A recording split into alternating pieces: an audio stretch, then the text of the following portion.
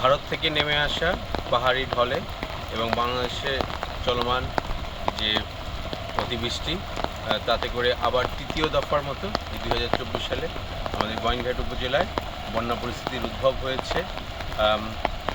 ইতিমধ্যে আমাদের এখানে যে পিয়াইন নদী, সারি এবং গোয়াইন, এর মধ্যে তিনটি নদীর পানির যে উচ্চতা সীমা সেটি বৃদ্ধি পাচ্ছে। গতকাল চেরাপুঞ্জিতে 313 মিলিমিটার বৃষ্টিপাত হয়েছে এবং এর প্রভাব আজকে ব্যাপকভাবে এখানে পড়েছে।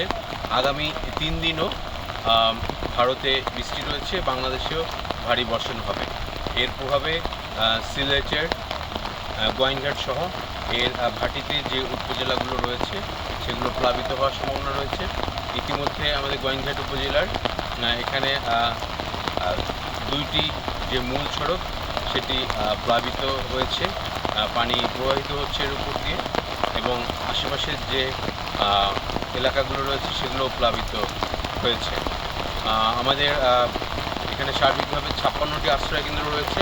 সেই আশ্রয়কেন্দ্রগুলো প্রস্তুত রয়েছে এবং এখানকার যে কার্যক্রম সেগুলো 13টি ইউনিয়নের সমন্বয়ের জন্য একজন করে ট্যাগ অফিসার নিয়োগ করা হয়েছে এবং তারা ইউনিয়ন পরিষদের চেয়ারম্যান এবং যারা নীতি সদস্য এবং ভলান্টিয়ার আছে তাদেরকে সমন্বয়ে রেখে কাজ করবে।